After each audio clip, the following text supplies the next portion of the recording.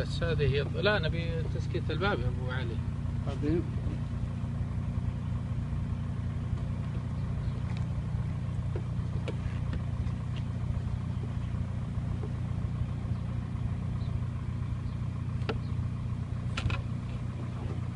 خلاص.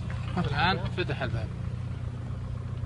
طريقة التنكيز بحيث انه الموتر وجلبته سليمة. طبعا ما يفتح الباب ابو ماجد مباشرة، لازم ينسم البالونات ذولي بحيث يرجع الباب لوضعه الطبيعي، وزنية الباب ما تتأثر، كل شيء ما يتأثر. رجع الباب.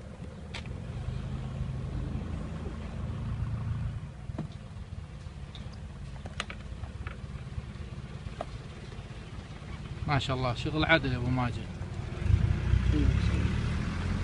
خلاص صار رجع الباب الان يفتح. بيض الله وجهك يا ابو ماجد.